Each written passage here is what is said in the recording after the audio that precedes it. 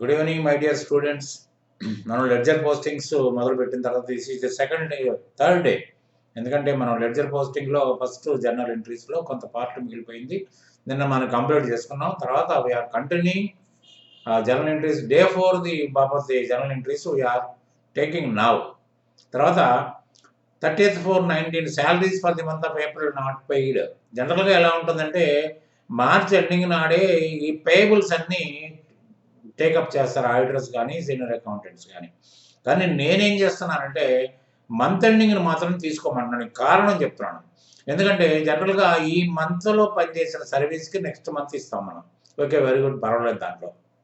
కానీ మార్చి month salaries April ఇస్తాం కాబట్టి మార్చి నెల ఒకటి పేయబుల్ వేసుకుంటే సరిపోద్ది. కానీ ఇప్పుడు ఈ కోవిడ్ లాంటి సిచ్యువేషను మనం ఊహించింది కాదు. కోవిడ్ లాంటి సిచ్యువేషన్ వస్తుందని, తర్వాత ఈ శాలరీస్ అన్నీ ఆగిపోతాయని మనం ఎప్పుడూ ఊహించలేదు.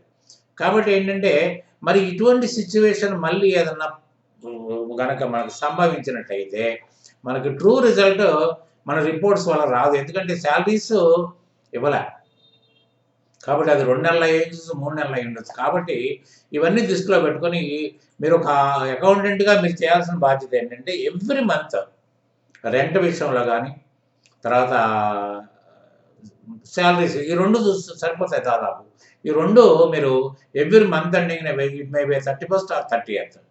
తర్వాత మీరు salaries to salaries payable, rent to rent payable create చేసుకున్నారనుకోండి, మీరు ఏ డేట్లో అయినా ఇవ్వండి నెక్స్ట్ మంత్, ఆ డేట్కి ఏం చేస్తామంటే ఆ పేయబుల్ అకౌంట్కి ఖర్చు రాస్తే సరిపోతుంది. కాబట్టి ఏంటంటే అది మాత్రం మీరు బాగా అంటే బాగా గుర్తుపెట్టుకోండి. తర్వాత ఈ ఎంట్రీస్ ఎలా పాస్ చేద్దాం. Salaries account 15,000 to salaries payable 15,000. So దాన్ని మనం ఎంట్రీ పరంగా ఎలా చేద్దామో చూద్దాం.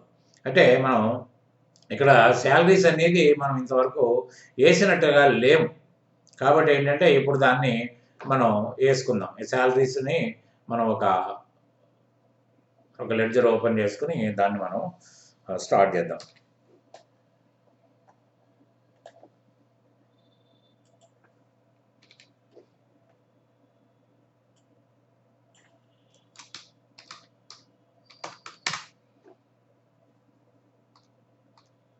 శాలరీస్ అకౌంట్లో మనకి అట్లనే శాలరీస్ పేయబుల్ కూడా ఓపెన్ చేసేసుకుందాం. ముందు ఉన్నారా, శాలరీస్ పేయబుల్ కూడా మనం ఒకటి ఓపెన్ చేసుకుందాం.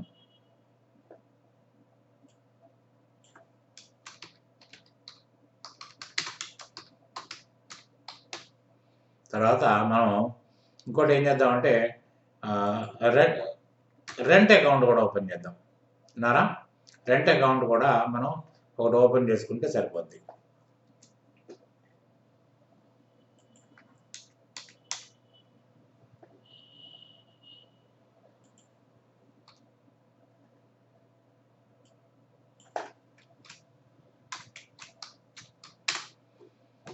రెంట్ అకౌంట్ తర్వాత మనం రెంట్ పేయబుల్ కూడా ఓపెన్ చేసుకుందాం.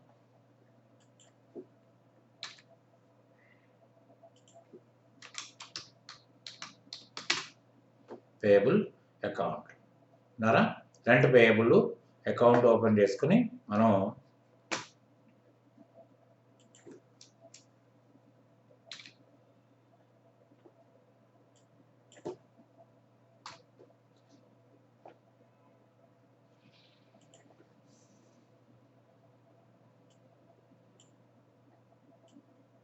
ఒకటేసారి మీరు ఎంట్రీస్ పాస్ చేసుకోవడానికి ఈజీగా ఉంటుంది అనే ఉద్దేశంతో ఈ కార్యక్రమం పెట్టుకున్నాను నేను.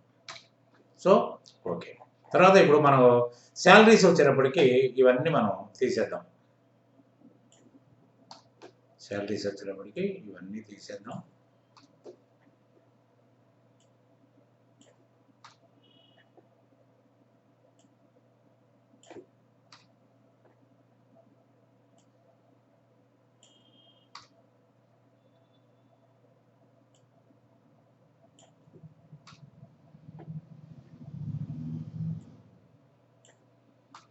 ఇక్కడ శాలరీస్ వచ్చేటప్పటికి మనకి ఏమైంది, మనకి ఏవన్ ఎంట్రీ, దీంట్లో ఏవన్ ఎంట్రీ దొరికింది, శాలరీస్ టు శాలరీస్ పేయబుల్. అంటే శాలరీస్ లెడ్జర్లో మీరు శాలరీస్ పేయబుల్ అంటే ఈ శాలరీ ఖర్చు ఎలా అయింది, what is the source for this, what is the source for the salaries expenditure అంటే శాలరీస్ పేయబుల్ ఏ డేట్లో 30th 4 నాడు వేసుకుందాం మనం ఏమండి 30th 4 నాడు 19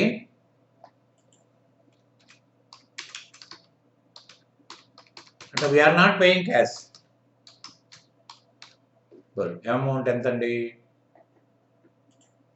ఒకసారి మనం లెక్కేసుకున్నట్టయితే 15,000 సో 15,000 అమౌంట్ని మనం వేసేసుకుందాం ఎందుకంటే తర్వాత శాలరీస్ పేయబుల్ దాని ఆపోజిట్లో మనం అకౌంట్ రాయాలి కదా దాని ఆపోజిట్లో మనకి అకౌంట్ రాయాలి శాలరీస్ పేయబుల్ అనేది లైబిలిటీ కాబట్టి లైబిలిటీ ఎప్పుడు ఏమవుతుందండి లైబిలిటీ ఎప్పుడు కూడా క్రెడిట్ సైడే ఉంటుంది గుర్తుపెట్టుకోండి బాగా గుర్తుపెట్టుకోవాల్సింది ఏంటంటే లైబిలిటీ ఎప్పుడు కూడా క్రెడిట్ సైడే ఉంటుంది కాబట్టి ఇక్కడ శాలరీస్ పేయబుల్ కూడా క్రెడిట్ సైడే ఉంటుంది ఎక్కడ మీకు డేట్ ఎక్కడ మీకు 30th 4 ఎందుకంటే మంత్ ఎండింగ్ నాడే రాసుకోవాలి కాబట్టి బై ఏమైంది రాసుకోవాలి మనం శాలరీస్ అంతేగా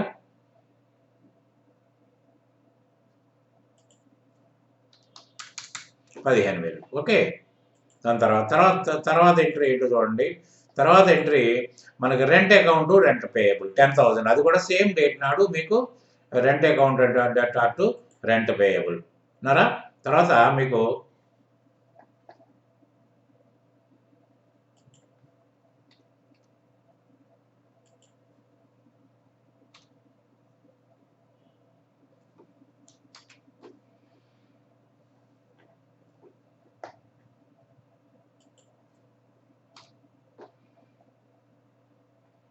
రెంట్ టు రెంట్ పేయబుల్ ఇది కూడా మనకి ఏ డేట్ నాడండి 30th 4 నాడే పడుతుంది మంత్ ఎండింగ్ నాడే వేసుకుందాం అనుకుంటున్నాం కదా సో ఇది కూడా మనకి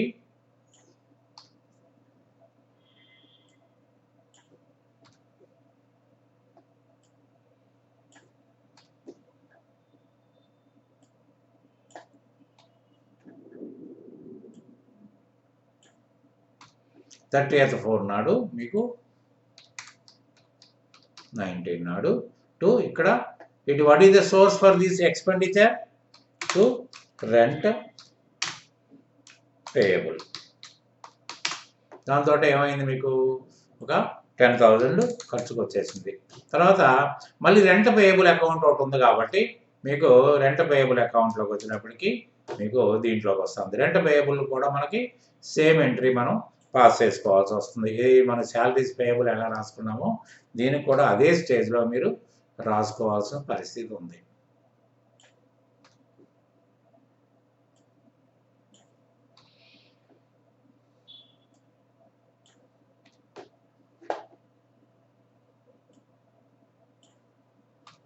ఇక్కడ ఏముంది రెంట్ పేయబుల్ కూడా ఎప్పుడు కూడా క్రెడిట్లో ఉంటుంది కాబట్టి ఇక్కడ ఏంటి దేని ద్వారా మనకి రెంట్ పేయబుల్ బై శాలరీస్ అనే శాలరీస్ అకౌంట్ వల్ల ఇతను క్రెడిటర్ అయ్యాడు గ్రూప్ ఆఫ్ పర్సన్స్ కదా ఇది కూడా పర్సనల్ అకౌంట్ కాబట్టి క్రెడిటర్ అయ్యాడు సరిపోతుంది కదా మీకు లెక్క ఓకే దాని తర్వాత నెక్స్ట్ ఎంట్రీ ఏది ఉందో చూద్దాం మనం అయిపోయింది రెంట్ పేయబుల్ అయిపోయింది పెట్టి cashier submitted bill for office maintenance 4,800 పెట్టి క్యాషియర్ మనకి ఆఫీస్ మెయింటెనెన్స్ ఖర్చు 4,800 రూపాయలు అయిందని మనకి లెక్కిచ్చాడు పెట్టి క్యాషియర్కి మనం 5,000 రూపాయలు ఇస్తున్నాం కదండి కాబట్టి దానికోసం ఇచ్చాడు సరే ఇప్పుడు మనం ఏం చేయాలి ఒక పెట్టి క్యాష్ ఆఫీస్ మెయింటెనెన్స్ ఒక అకౌంట్ ఓపెన్ చేద్దాం విన్నారా ఆఫీస్ మెయింటెనెన్స్కి ఒక అకౌంట్ ఓపెన్ చేస్తే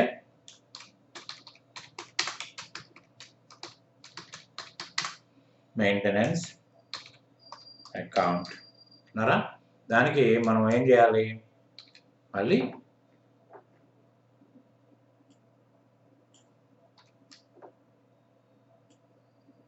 ఆఫీస్ మెయింటెనెన్స్ అనేది ఇప్పుడు ఇదే మనకి ఫస్ట్ పద్దు మనకి ఎందుకంటే మీకు ఫస్ట్ పద్దు ఆఫీస్ పద్దు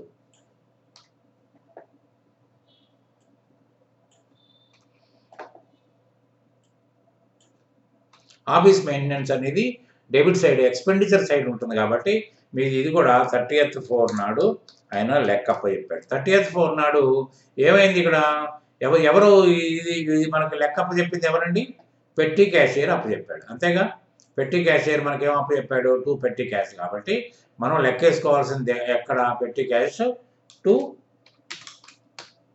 పెట్టి క్యాష్ ఎంతండి 4800 రూపాయలు. మరి దీని ఆపోజిట్ మనం ఎక్కడ వేసుకోవాలండి పెట్టి క్యాష్లోకి వెళ్దాం. ఎక్కడ బిగినింగ్లో ఎక్కడ ఉండొచ్చు, ఒకసారి పెట్టి క్యాష్లోకి వెళ్దాం. పెట్టి క్యాష్లో ఎలా ఉంటుంది, పెట్టి క్యాష్లో మనకి ఎంత ఉంది 5000 రూపాయలు ఆయన పేరు డెబిట్ ఉంది. ఇప్పుడు ఆయన ఏం చేశాడు 30th 4 నాడు ఏం చేశాడు ఆయన ఒక అకౌంట్ మనకి ఇచ్చేసాడు. నేను ఖర్చు పెట్టానండి కాబట్టి ఏంటంటే దానికి నాకు డబ్బులు ఇవ్వండి అని అడుగుతున్నాడు. సో ఏ విధంగా ఖర్చు పెట్టాడు ఆయన బై ఆఫీస్ మెయింటెనెన్స్ అన్నారా 4800 రూపాయలు అయింది. ఓకే, దాని తర్వాత ఇక్కడ నేను చెప్పిన పద్ధతి ప్రకారమే ఏంటంటే ఇంక్రీజింగ్ డిక్రీజింగ్ లేకపోతే రిసీవింగ్ గివింగ్, అది మాత్రం బాగా గుర్తుపెట్టుకోండి. ఈజీగా మీరు ఏ రూలు గుర్తుపెట్టుకోకుండా you can pass ledger accounts from journal. దాని తర్వాత ఏమైంది మనకి పెట్టి క్యాషియర్స్ అకౌంట్ రీయింబర్స్డ్. ఎప్పుడు పెట్టి క్యాషియర్ ఎలా ఉంటుందంటే ఈ మంత్లో ఖర్చు పెట్టిన డబ్బులు ఎంతైతే ఖర్చు పెట్టాడో that was డూలీ verified by the head cashier and the expenditure so spent by the petty cashier will be reimbursed. అంటే సర్దుబాటు చేయడం అంటే 4800 ఖర్చు పెట్టాడు 4800 ఇచ్చేసాడు. దీనికి ఎంట్రీ ఎలా పడుతుందండి మళ్ళీ పెట్టి క్యాష్లో 4800 పడుతుంది, క్యాష్ రూపంలో మనకి వచ్చేస్తుంది. అది మనం ఎలా చేస్తాం ఇక్కడ పెట్టి క్యాష్లో మళ్ళీ ఏమైందండి మనకి ఇక్కడ డేట్ ఎంత అండి, డేట్ వచ్చేటప్పటికి 15 అంటే నెక్స్ట్ డేనే ఇచ్చారు అది. సో 15 నాడు మనకి ఏం డేట్ పడుతుంది 15/19 నాడు మళ్ళీ క్యాష్ రూపంలో వస్తుంది. ఎంత వచ్చిందండి 4800 రూపాయలు. చూసారా ఇక్కడ లెక్క. ఇప్పుడు 4800 ఖర్చు పెట్టాడు 4000 అంటే మళ్ళీ అతని దగ్గర ఎంత ఉందండి 5000 రూపాయలు ఉంది. అంటే మామూలుగా కనుక మీరు 4800 తీసేసినట్టయితే ఎంత మిగిలేదు మీకు 4800 తీసేస్తే 200 మిగిలేదు.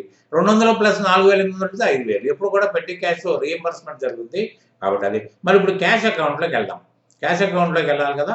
క్యాష్ అకౌంట్లోకి వెళ్ళినప్పుడు మళ్ళీ ఏమవుతుంది మళ్ళీ అగైన్ ద పెట్టి క్యాషియర్ రిసీవ్డ్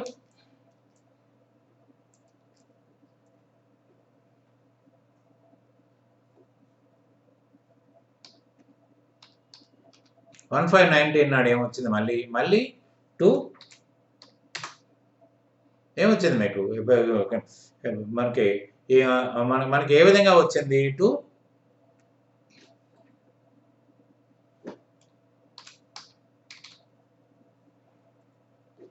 క్యాష్లో కదా సారీ బై పెట్టి క్యాష్.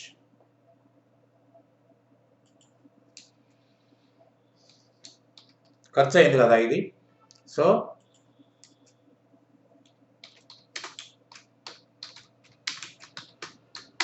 ఎంత వచ్చింది 4800. ఏంటి ఇవన్నీ ఖర్చులు అంటే 4800 రూపీస్ గాన్ అవుట్. అంటే మీరు పెట్టి క్యాషియర్కి ఎక్కడ చేశారు డెబిట్లో చేశారు, ఇది క్రెడిట్లో ఉంటుంది. ఇది తీసేద్దాం. తర్వాత నెక్స్ట్ ఐటమ్ వచ్చేటప్పటికి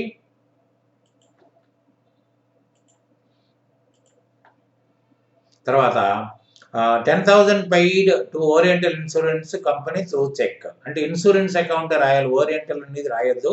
నేరేషన్లో మాత్రం మీరు ఓరియంటల్ ఇన్సూరెన్సా లేకపోతే జనరల్ ఇన్సూరెన్స్ అనేది రాయాలి. Insurance account to syndicate bank. Syndicate బ్యాంక్లో రాసుకుందాం 1/12/19 నాడు. 1/12/19 నాడు మీరు సిండికేట్ బ్యాంక్లో మీరు అమౌంట్ వేద్దాం. సిండికేట్ బ్యాంక్ ఎక్కడ ఉందండి మీకు, సిండికేట్ బ్యాంక్ ఇక్కడ ఉంది. సిండికేట్ బ్యాంక్ ద్వారా మనం డబ్బులు కట్టాం. డబ్బులు ఎంత ఇక్కడ ఏం జరిగింది మనకి 1/12 నాడు సిండికేట్ బ్యాంక్కి 12,000 ఇచ్చాం మనం అన్నారా.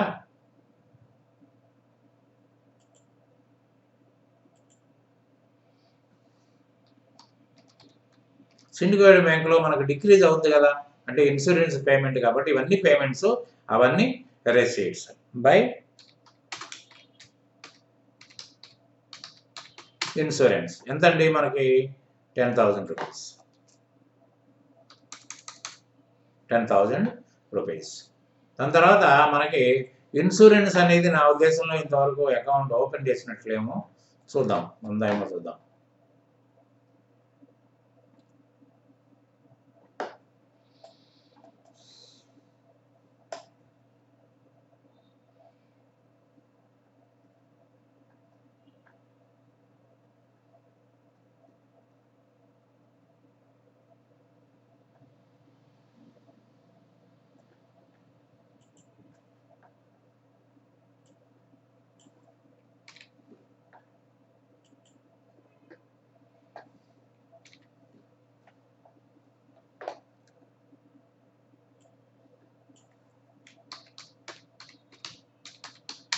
Insurance account. ఇన్సూరెన్స్లో ఎప్పుడండి మనం డబ్బులు ఇన్సూరెన్స్లో మనం డబ్బులు ఎప్పుడు కట్టామండి? 112 నాడు కట్టాం. సో 112 నాడు మనం ఇన్సూరెన్స్ వేసుకుందాం.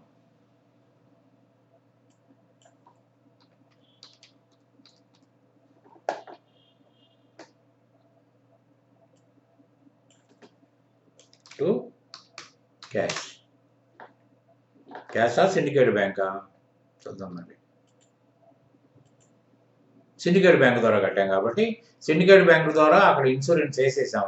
కాకపోతే ఇక్కడ ఇన్సూరెన్స్లో టు సిండికేట్ బ్యాంక్ అని వేసుకోవాల్సి వస్తుంది. క్యాష్ కాదు ఇది.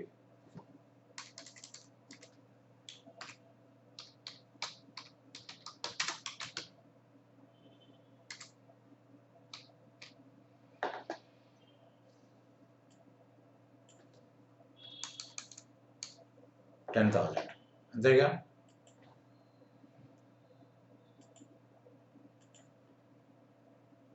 సారీ 12,000.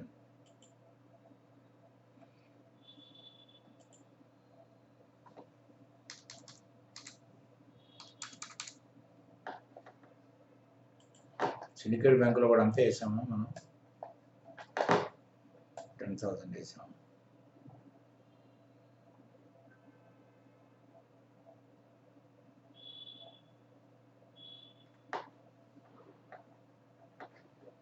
ఇక్కడ 10,000 పడ్డట్టు ఉంది కదా. 12,000. సారీ, ఇక్కడ తప్పేసాం. 12,000. ఓకే. దాని తర్వాత what is the next item? తర్వాత డ్యామేజెస్ టు పర్చేజెస్. అంటే మనం పర్చేజ్ చేసిన దాని మీద మనకి ఫైర్ యాక్సిడెంట్ అయింది అనుకోండి, దాని మీద డ్యామేజ్ అయింది. డ్యామేజ్ అనేది మనకి అకౌంట్ లేదు కాబట్టి మన పర్చేజ్ అకౌంట్ ఉంది కానీ డ్యామేజ్ అకౌంట్ లేదు. మనం ఇప్పుడు again we have to open damage account. 16 నాడు డ్యామేజ్ అకౌంట్ ఓపెన్ కావాలి.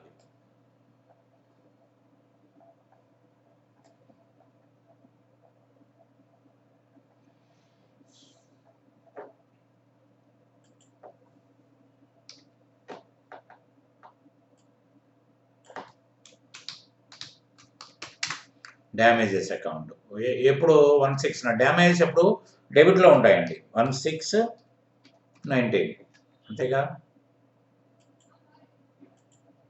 1619 నాడు 3 lakhs డ్యామేజ్ అయింది.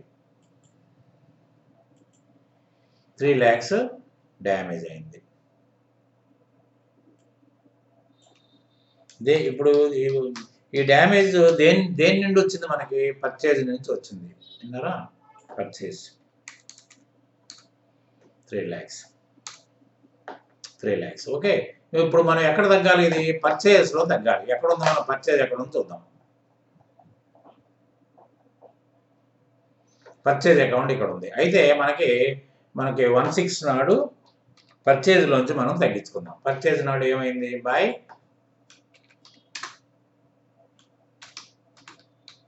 అంటే దీని అర్థం ఏంటి? ఇక్కడ మీకు పర్చేజ్ అకౌంట్ అనేది 3,25,000 అయింది. దాంట్లోంచి మీరు ఇక్కడ 3 lakhs రూపీస్ మీకు డ్యామేజ్ అయింది. ఇక్కడ ఇంకా వేరే పర్చేజ్ కూడా వస్తుందండి, మీరు గాబరా పడకండి. కావాలంటే డేట్ మార్చుకుందాం. ఓకే. ఈ విధంగా మనకి ఈ పర్చేజ్ అకౌంట్ డ్యామేజ్ని క్లోజ్ అయింది. దాని తర్వాత అన్నారా? ఈ డ్యామేజెస్‌ని మనం ఓరియంటల్ ఇన్స్యూరెన్స్‌లో డబ్బులు కట్టాం కదా! ఈ డ్యామేజెస్ మనం ఎందుకు కట్టాము? ఇటువంటి ఆపదలు ఏదైనా వస్తే మనకి అడ్జస్ట్ అవుతుందనే ఉద్దేశంతో కట్టాం కాబట్టి, ఇది ఈ డ్యామేజెస్‌ని వాళ్ళకి ట్రాన్స్‌ఫర్ చేద్దాం. ఓరియంటల్ ఇన్స్యూరెన్స్ కంపెనీ ఓపెన్ చేసి దానికి ట్రాన్స్‌ఫర్ చేసుకుందాం. So, okay. 16 నాడు ఓరియంటల్ ఇన్స్యూరెన్స్ కంపెనీ మనకి ఇప్పుడు డ్యామేజ్ ఎట్లా ఉంది? డ్యామేజ్‌ని ఇక్కడ క్లోజ్ చేద్దాం. ఆల్రెడీ ఉంది కాబట్టి మనకి డ్యామేజ్‌ని మనం ఏం చేద్దాం? డ్యామేజ్‌ని ఇక్కడ ఎప్పుడైతే ఆపద వచ్చిందో మనం మీరు ఇవ్వండిరా బాబు డబ్బులు అని మనం ఈ విధంగా చేసుకుంటే బై ఓరియంటల్ ఇన్సూరెన్స్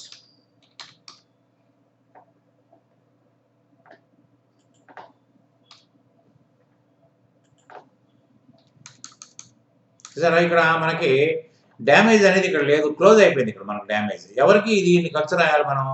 వీళ్ళు ఖర్చు రాయాలి ఓరియంటల్ ఇన్సూరెన్స్కి. ఓరియంటల్ ఇన్సూరెన్స్ ఇక్కడ ఉందా? మనకి లేదు. కాబట్టి ఓరియంటల్ ఇన్సూరెన్స్ కంపెనీ అకౌంట్ ఒకటి ఓపెన్ చేసుకుందాం. ఓపెన్ చేసుకుని మనం ఓరియంటల్ ఇన్సూరెన్స్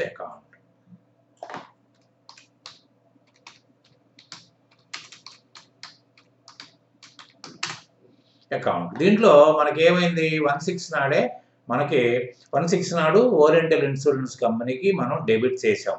ఎందుకంటే క్లెయిమ్ అతనికి ఉంది కదా 16/19 మనకి ఇప్పుడు మనకి ఇక్కడ ఏముంది మనకి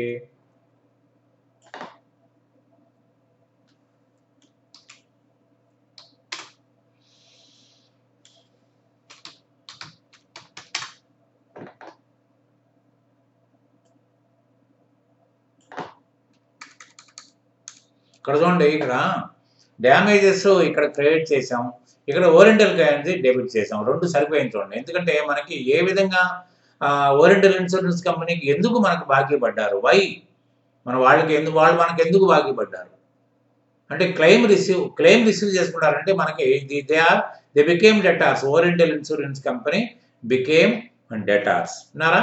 అది గుర్తుపెట్టుకోండి. దాని తర్వాత మనం చేయాల్సింది ఏంటి? ఇంకా ఓరియంటల్ ఇన్సూరెన్స్ కంపెనీ డ్యామేజ్ అయింది. దాని తర్వాత ఏం చేశారు వాళ్ళు 10/6 నాడు ఏం చేశారంటే ఇప్పుడు మనం డ్యామేజ్ క్లెయిమ్ చేసినంత మాత్రాన ఇస్తే మొత్తం ఇవ్వచ్చు, లేకపోతే కొంత భాగం ఇవ్వచ్చు. ఎందుకంటే వాళ్ళు సర్వే వాళ్ళు చేసుకుంటారు, మీరు ఇచ్చిన బిల్స్ ఎంతవరకు కరెక్ట్, తర్వాత ఏంటంటే వెరిఫై చేసుకుంటారు, calculations everything will be verified by the staff. తర్వాత వాళ్ళు ఒక నిర్ణయానికి వచ్చి మీరు మూడు అడిగారు, మేము ఇంత ఇస్తున్నాం అని ఇంకా ఫుల్ సెటిల్మెంట్ అదే. ఇంక వేరే ఒకసారి చెక్ ఇచ్చిన తర్వాత క్లెయిమ్ సెటిల్ అయిన తర్వాత మళ్ళీ ఇంకో క్లెయిమ్ ఉండదు. కాబట్టి ఏంటంటే ఓరియంటల్ ఇన్సూరెన్స్ కంపెనీకి మనం దీన్ని ఇక్కడ డేట్ తప్పేసాం 10/6 నాడు. అంటే 10/6 నాడు మనకి వాళ్ళకి క్లెయిమ్ ఇచ్చారు. క్లెయిమ్స్ ఇప్పుడు ఓరియంటల్ ఇన్సూరెన్స్ కంపెనీ మనం ఏ విధంగా మనం సెటిల్ చేద్దాం చూద్దాం. ఓరియంటల్ ఇన్సూరెన్స్ కంపెనీకి వెళ్దాం. ఓరియంటల్ ఇన్సూరెన్స్ కంపెనీలోకి వెళ్ళి 3 lakhs మనకి ఎలా ఇచ్చారు వాళ్ళు? ఓరియంటల్ ఇన్సూరెన్స్ కంపెనీలో ఇక్కడ మనం 10/6 నాడు అంటే మనకు డబ్బులు ఇవ్వాలి కదా వాళ్ళు, దాన్ని ఎలా చేశారు? అయితే మనకి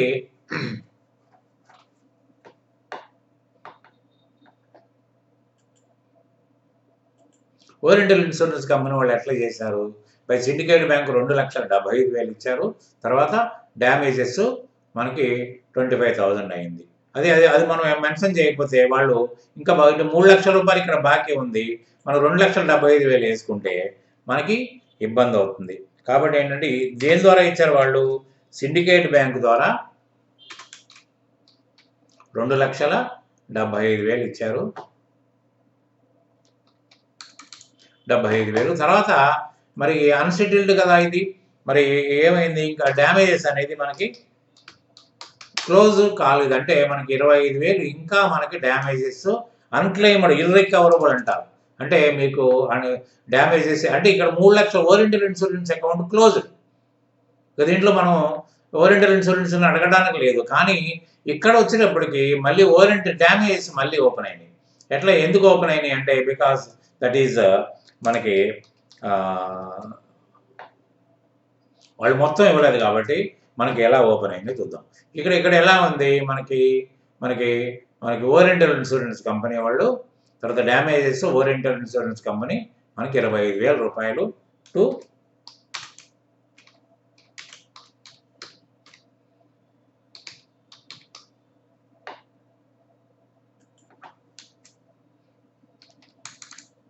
25,000 రూపాయలు. ఈ విధంగా మనం ఒక డ్యామేజ్ అనేది మనకి 25,000 రూపాయలు మనకి P&Lకి వెళ్ళాలి.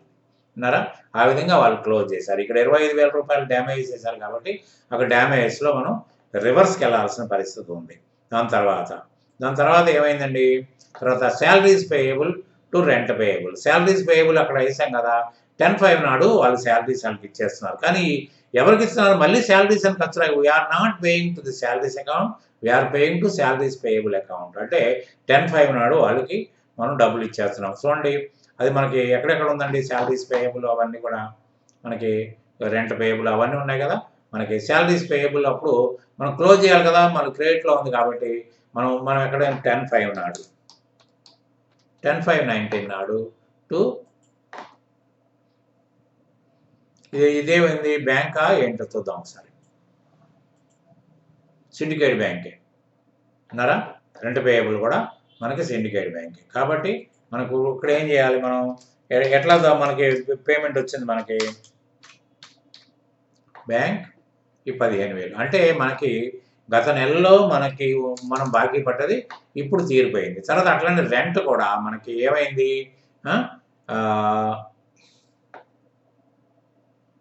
రెంట్ అకౌంట్ మనకి రెంట్ పేయబుల్లోకి వెళ్ళి మనం చేయాలి. 10/5/19 అంటే మనకి ఇది కూడా మనకి సిండికేట్ బ్యాంక్. ఎంత ఉందండి మనకి 10,000 క్లోజ్ అయిపోవాలి. దాంట్లో ఇంకా మనకి అప్పుడు ఇవ్వాల్సింది ఇప్పుడు ఇచ్చేసారు. చెక్ ఇచ్చారు. కాకపోతే ఒకటే ఎంప్లాయీ అయినా ఒకటే ఎంప్లాయీ అయితే పేరు రాసుకుంటాము. ఈ ఒకటే ఎంప్లాయీ కాదు కాబట్టి 10 మంది ఎంప్లాయీస్ ఉంటే 10 మందిని ఆ విధంగా మనం చేసుకోవాల్సిన పరిస్థితి వస్తుంది. దాని తర్వాత ఇంకా ఏముందో మనకు చూద్దాం. సాలరీస్ పేయబుల్ అయిపోయింది. తర్వాత 27/5 నాడు auditor submitted bill for rupees 30,000 which is detailed as licensing expenses 25,000, auditor fees 5,000. ఏమంటే అంతకుముందు మనం ఆడిటర్ గారికి 25,000 ఇచ్చాం గుర్తుందా మనం? 25,000కి ఆయన ఇప్పుడు లెక్క ఇచ్చాడండి. లెక్క ఇస్తే ఏమన్నాడు ఆయన? ఆయన 30,000 రూపాయలకి బిల్లు ఇచ్చాడు. కానీ యాక్చువల్‌గా మనం ఆయనకి ఇచ్చింది 25,000 ఆయన ఖర్చు పెట్టాడు 30,000. సో ఆడిటర్ గారు ఏ విధంగా ఖర్చు పెట్టాడు? లైసెన్సింగ్ ఎక్స్‌పెన్సెస్ 25,000 ఆడిటర్ ఫీజు ఇది. So licensing fee, auditor fee అనేది మనం అకౌంట్ ఓపెన్ చేసుకుందాం మనం. విన్నారా?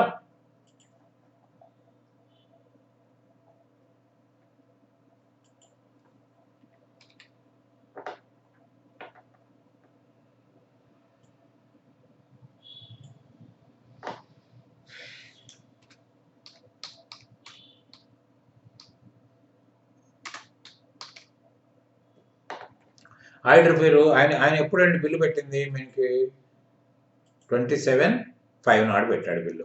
సో 27/5 నాడు మనకి ఈ ఆడిటర్ ఫీజు 27/19 టు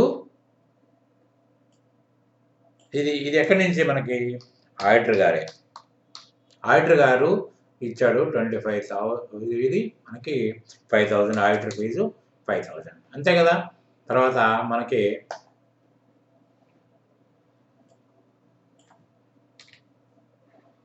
ఇంకో అకౌంట్ ఏముంది ఇక్కడ?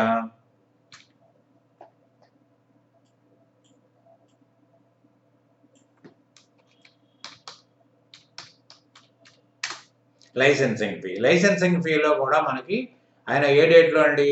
27/5లో మళ్ళీ ఆడిటర్ ఎంత మీకు లైసెన్సింగ్ ఫీజు 25,000 రూపాయలు. 25,000 రూపాయలు మనకి మనం ఖర్చు పెట్టింది ఆయన ఖర్చు పెట్టమన్నాం కాబట్టి ఆడిటర్ గారి పేరునే అది అయింది. What is the source for this? Auditor is the source for this. So ఇక్కడ ఆడిటర్ గారు ఉన్నారు కదా, ఆడిటర్ గారు బిగినింగ్లో ఉంటారు చూడండి. ఆడిటర్ గారిని ఇప్పుడు క్లోజ్ చేయాలి. ఎందుకంటే ఆయన మనకు బాకీ తీయలేడు మన బుక్స్లో. కానీ ఇప్పుడు ఏమైంది? ఆయన మనకు బిల్లు ఇచ్చాడు. బిల్లు ఎప్పుడు మనం 15/4 నాడు ఇస్తే 27/5 నాడు ఆయన మనకి బిల్లు పెట్టాడు.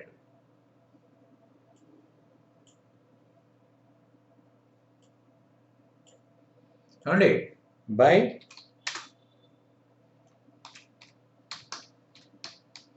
లైసెన్సింగ్ ఫీ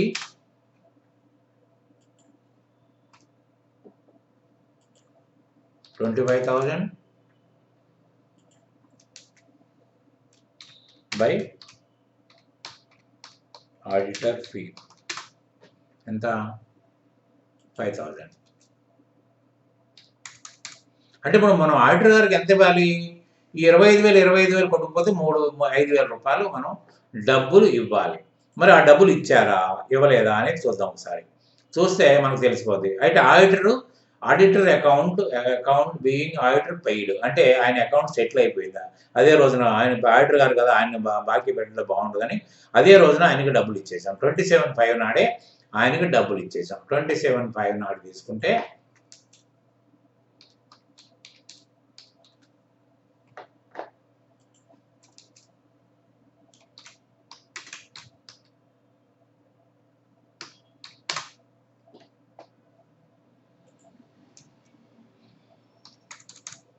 అంటే ఇప్పుడు లెక్కేసుకోండి. ఇక్కడ 30,000 అయింది. అక్కడ 30,000 అకౌంట్ క్లోజ్.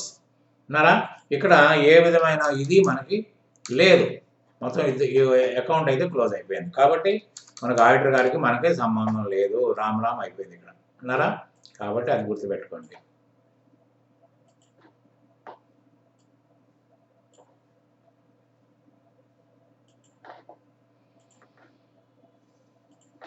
ఓకే.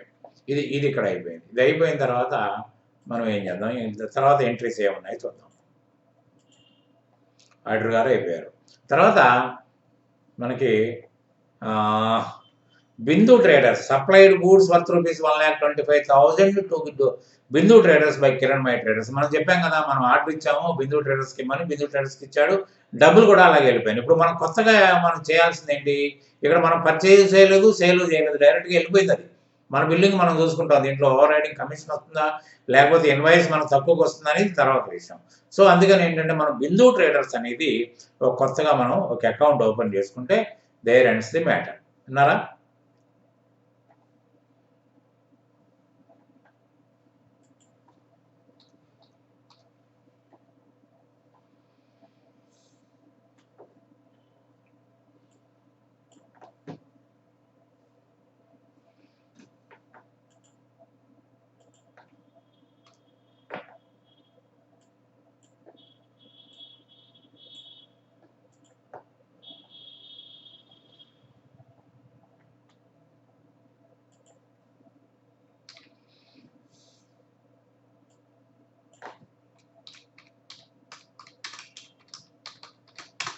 బిందు ట్రేడర్స్ అకౌంట్ ఒకటి అకౌంట్ ఓపెన్ చేసుకుని మనం ఏం చేయాలి? బిందు ట్రేడర్స్ అకౌంట్లో బిందు ట్రేడర్స్కి మనం సప్లై జరిగింది. కిరణ్మయి ట్రేడర్స్ వాళ్ళు వాళ్ళకి సప్లై చేశారు. అంటే బిందు ట్రేడర్స్ మనకి బాకీ ఉన్నాడు, మనకే బాకీ కింద లెక్క. ఉన్నారా? సో డేట్ ఏంటి అనుకున్నాం మనం? 8/6 నాడు ఇక్కడ వ్యవహారం జరిగింది. సో 8/6 నాడు టు ఎప్పుడు ఎవరికి వాళ్ళకి ఎవరికి ఇక్కడ ఉంది? కిరణ్మయి ట్రేడర్స్కి బాకీ ఉన్నాడు.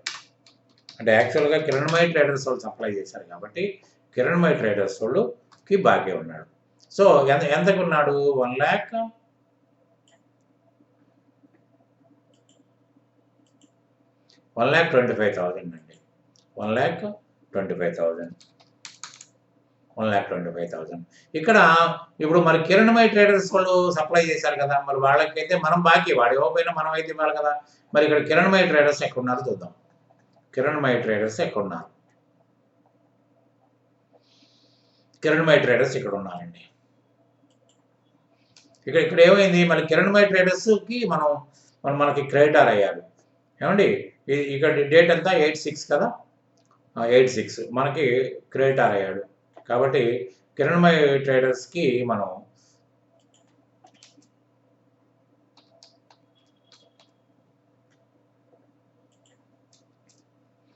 దేనికి బాకీ అయ్యాడు? ఈయన బిందు ట్రేడర్స్కి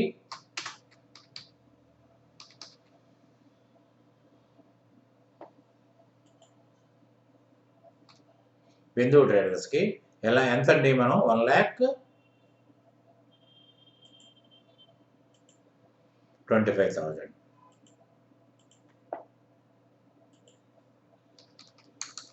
అంటే ఇప్పుడు మనం కొత్తగా ఏమైంది? 1,25,000 కొత్తగా మనకి ఇది ఏర్పడింది. తర్వాత ఏంటంటే బిందు ట్రేడర్స్ వాళ్ళు డబ్బులు ఇచ్చేశారు. ఎప్పుడు ఇచ్చారు? మనకి ఎప్పుడు ఇచ్చారు? వాళ్ళకే డైరెక్ట్‌గా ఇచ్చారు. ఎప్పుడు 15/6 నాడు ఆ డబ్బులు కిరణ్మయి ట్రేడర్స్ వాళ్ళకి వాళ్ళే ఇచ్చేశారు. సో కిరణ్మయి ట్రేడర్స్ వాళ్ళకి మనకి ఇక్కడ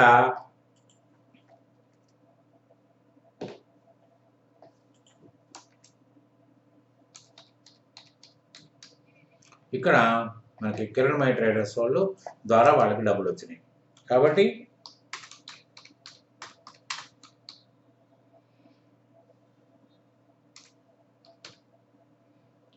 ఇక్కడ 1,25,000 మనకి 1,25,000 మనకి అడిషనల్ అండి మనం కొన్నది. ఇక్కడ 1,25,000 క్రెడిట్ అయింది, ఇక్కడ డెబిట్ అయింది. ఇప్పుడు మనం బిందు ట్రేడర్స్లో కూడా ఏం చేయాలి? మనకి బిందు ట్రేడర్స్ను కూడా మనం క్లోజ్ చేయాలి ఇక్కడ. కాబట్టి బిందు ట్రేడర్స్కి వెళ్దాము. బిందు ట్రేడర్స్కి వచ్చినప్పటికీ మనకి ఇక్కడ 15/6/19 నాడు ఇక్కడ ఎవరికి ఇచ్చాం మనం? ఇక్కడ మనకి బై ఆయన మనకు బాకీ తీరాడు కదా, ఆయన బిందు ట్రేడర్స్కి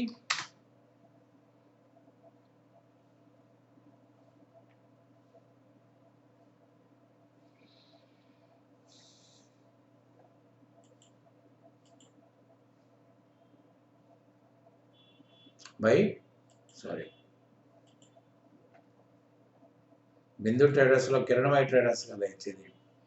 ఇక్కడ మనకి ఏ విధంగా మనకి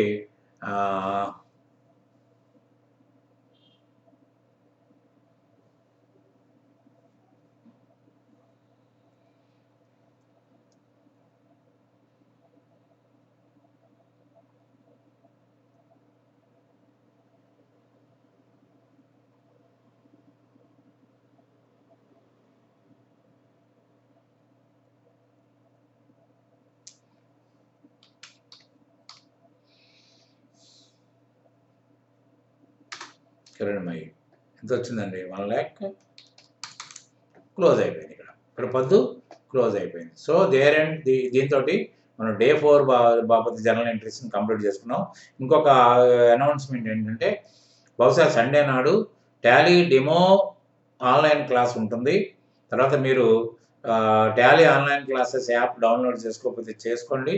తర్వాత ఏంటంటే నేను దాని బ్యాచ్ నెంబర్స్ అవన్నీ ఇస్తాను. తర్వాత డెమో ఉంటుంది. డెమో తర్వాత concessional class and demo with original documents. ఎందుకంటే మీకు కంప్లీట్ డాక్యుమెంట్స్ తోటి మీకు ఎట్లా ఉంటుందంటే మీకు గ్రూపింగ్ ఆఫ్ లెడ్జర్స్ ఉంటుంది, వాచింగ్ ఆఫ్ ట్రాన్సాక్షన్స్ ఉంటుంది, తర్వాత ఒక ఫైన్ దాంట్లో బిల్స్ కాంట్రాక్ట్ బిల్స్ ఉంటాయి, ఈఎంఐ ట్రాన్సాక్షన్స్ ఉంటాయి, లేబర్ బిల్స్ ఉంటాయి, సబ్ కాంట్రాక్టింగ్ ఉంటుంది, పెట్టి క్యాష్ ఉంటుంది, ఇంట్రెస్ట్ క్యాష్ ఉంటుంది, తర్వాత పార్ట్నర్స్ యొక్క విత్డ్రాల్స్ ఉంటుంది, పార్ట్నర్స్ యొక్క ఇంట్రెస్ట్ ఉంటుంది, పార్ట్నర్స్ యొక్క రెమ్యునరేషన్స్ ఉంటుంది. ఇవన్నీ కూడా everything will be covered in that lesson. So దాంట్లో కన్సెషనల్ రేట్ తోటి మీకు 30% కన్సెషనల్ రేట్ తోటి class will be conducted through online class. Daily class ఉంటుంది. క్లాసు ఒక బ్యాచ్ అయిన తర్వాత క్లాసుని అనౌన్స్ చేస్తాం, 11 డేట్లో అనౌన్స్ చేస్తాం. కాబట్టి మీరు demo class most probably Sunday maybe there. కాకపోతే మీరు వింటే మీరు demo you satisfied with the demo you can join in the classes. తర్వాత ఇంకోటి ఏంటంటే ఎడిషనల్ బెనిఫిట్, ఎడిషనల్ ఆప్షన్ ఏంటంటే మీకు తర్వాత మీరు ఫీజు విషయంలో మీరు డైరెక్ట్గా యాప్కి చెల్లించినా పర్వాలేదు, లేకపోతే ఈఎంఐ ఆప్షన్ కూడా దీంట్లో ఉంది.